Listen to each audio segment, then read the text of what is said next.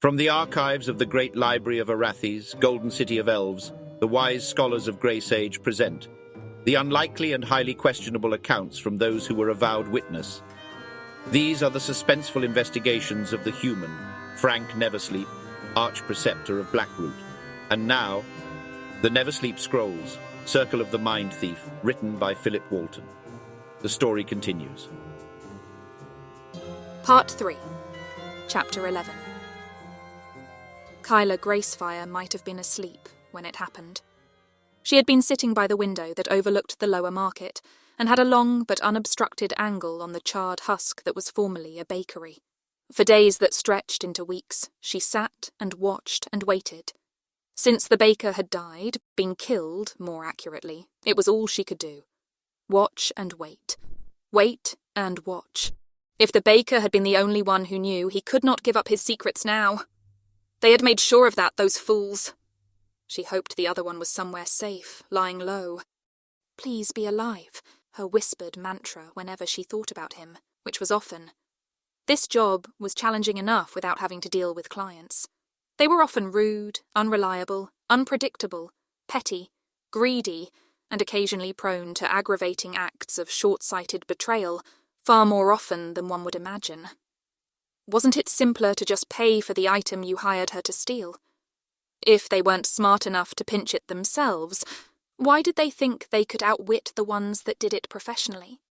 Of course, Kyla knew this was the hazard of her particular line of work, and why they had such elaborate systems in place to try to prevent such catastrophic breakdowns. Naturally, it was usually the clients who were particularly wealthy and powerful who attempted such double crosses and also believed they could get away with it. Most often, they refused to pay. Sometimes, attempting to have her arrested. A staggeringly foolish thing to attempt on someone who professionally stole valuable things and breached locked rooms.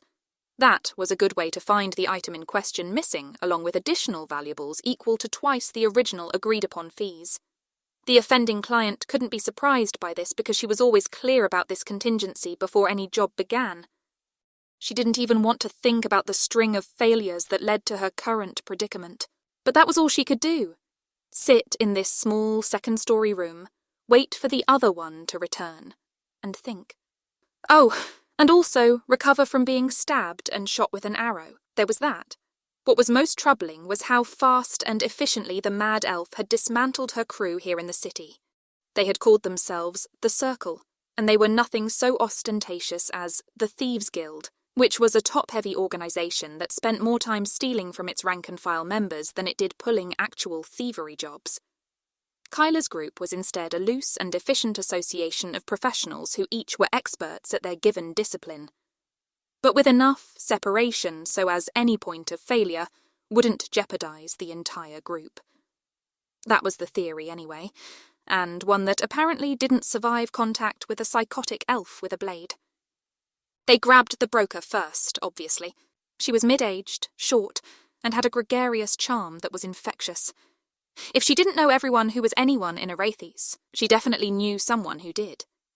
The broker's public job had something to do with actors in the theatre district, for she always had a revolving stable of handsome young men around that she rented out as performers for this play or that opera. And if rumours were to be believed, male companionship to some unnamed high society clientele. These stallions, as she called them, not to mention her position in society, should have shielded her from any harm. After all, she was just the broker. Just a deal-maker and go-between. She didn't handle the money or the goods. But she was the trailhead for this macabre odyssey. The partisans found her dead, bound up with her eyes outside of her head, 2 bleeding boys by her side, still alive, but with tendons slashed, and would never walk again. They heard her finally give up the name of the pickup. The pickup's job was to collect the fee from the client and keep it secure until it was time to divvy up. In the case of Kyla's Circle, their pickup was actually a pair of muscular twin brothers. Their forte was evasion techniques, wearing identical clothing and carrying identical bags, which they swapped, stashed, retrieved, and exchanged several times in the course of their mission. This made it nearly impossible for someone to waylay them on their journey back laden with coin. While they could fight, their most effective defence was to reveal to a potential mugger that their bag was actually filled with rocks, and the real target was now long gone. The sadist elf had used their close bond against them, however, torturing one while the other watched. They must have known more about the others than she realised, because by the time he was finished with the pickup, the mad elf knew them all. Had Kyla herself been the third, technically fourth target, or did the killer find the other one too? She only remembered flashes of the attack, the smell of him, and his stained mouth, horrible and crawling with tiny black worms. Then the blade through her side. He was fast, but something was wrong with him. She did somehow manage to escape by climbing instead of going down the alley. If she had, the arrow would have found a lethal mark instead of grazing her calf muscle. She scolded herself that she still had time to warn the baker, but she was bleeding badly and probably would have just ended up dying at the hands of the elf, along with the old man and his family. She shuddered, remembering how they carried the small, charred bodies out of the ashen ruins. She grieved for all of them. They were as close to family as she had. They were all gone except for maybe the last one, the one she didn't dare even picture in her mind or say his name until she knew they were both safe. She vowed if the bad ones ever caught her, she'd never give him up, no matter what. They'd just have to kill her. In the weeks that she'd been up here recuperating, training to regain her strength, and watching the bakery, Kyla tried to only sleep during the day. There was no reason to expect he would try to reconnect in daylight anyway. The place was constantly defended by too many guards, first by the ones in black, and more recently by the ones who betrayed her and her friends. It was even more dangerous now that they had apparently taken over the entire district. Would the others dare come back now? Perhaps he already came while she was still lying up in bed and fighting a fever. Maybe he heard she was dead and moved on. She chased that thought away. No. He must still be alive. Either he has the item or knows where the baker stashed it. She had to believe this. The dreams that visited her that month were as vivid and terrifying as she'd ever experienced. She could barely remember any of them upon waking, but they always left her in a cold sweat and a dangerous foreboding. As if a giant malevolent eye had its sights on the city. A constellation of hateful yellow stars that became the eyes of some great black beast wading through the blood-soaked streets, while everything burned. An elven king splashed with blood, whose laughter sounded like the squeal of a pig. She saw a beautiful and terrible winged man with a sword of flames, one blow turning a field of men and horses into cinders. Then a cackling demon deep in an ancient tomb whose body was trapped between worlds. Primordial dragons battling giants over a frozen land, a great tree, and high in its branches. It was him. He looked confused to see her, but then held his cupped hands out like she should take what he was holding. She wanted to. She tried to hold out her own hands, but somehow she knew what he had was terrible and she pulled back, afraid. That's when Kyla opened her eyes, and for a moment she thought she was still dreaming. For there was a giant maiden gliding down the road. Her hands were outstretched in benevolent welcome. Her ample chest bare and her skirts were in flames. The elven guards saw her approaching as well and began to shout and scatter. Kyla saw the giant woman made of wood and rolling along on wheels, in a cart to be precise, which was accelerating as it rumbled by perpendicular to the Lower Market Gate entrance. The elven guards tried to stop this burning colossus even as it collided with the corner of a building and sent a pillar of orange cinders skyward, like a rapture of fireflies. That was when she noticed something else at the gate. A crouched figure in black slipped through the unguarded entrance. Her heart immediately began to hammer. She leaped up, ignoring the lingering ghost of pain in her side. This was it. He had come back.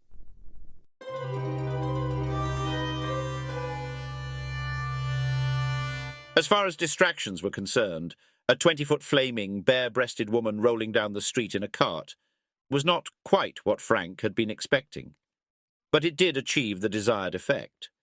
Frank nodded in spite of himself, grudgingly impressed with Nim's resourcefulness on short notice. But he supposed he'd owe the followers of Ophala a sincere apology and a generous tithe for this misappropriation and immolation of their deity's carved likeness. But that would be a problem for tomorrow's Frank. Right now, he had an open path to the market and perhaps his only opportunity to get some answers. Frank crouched low and slipped inside before any of the guards could spot him. The Lower Market Bazaar was already a much different place than he had left it a month ago. Several of the smaller stalls stood completely vacant, and even a few of the larger ones were in the process of being dismantled. Was this a voluntary departure of merchants who were unhappy with the new management, or a purge of those who might still be loyal to Blackroot? Frank didn't know without asking and would probably never get the chance. Frank moved quickly down the row and toward his target. The former bakery was just a blackened husk now. He stepped around the spot on the stones where his friend had bled out. A dark stain still haunted the stones here like a spirit. Inside the building he crept low and kept to the walls. All of the tables, chairs, and really anything that wasn't part of the building itself had been cleared out. The entire place had been swept as well, from crown to corners, as the old saying went, and by the looks of it brushed more methodically than he'd seen some elven lords' personal chambers. He searched all the way to the back of the place. Nothing. He even forced himself to look inside the ovens. They too were swept down. Someone had been over every inch of the place. Thorough was the word for it. If there had been any clue to be found here, it went out in the dustpans. "Hells!" Frank whispered in dismay. Then he heard a faint scuff of boot on stone. Someone else was here. Frank froze and listened. Whoever was there was very quiet. So not one of the Fernbrook guards. "Assassin!" Frank's paranoid brain screamed. Having a big dust-up in this well-dusted bakery would drop a fat crowbird on his attempt to investigate and slip out unnoticed. Perchance they didn't see him enter and he could hide and wait for them to leave. Frank held his breath and stayed crouched motionless behind the oven. He then heard a sound, a soft melodic whistle through clenched teeth, just a few notes. And then again, it was a signal of some sort.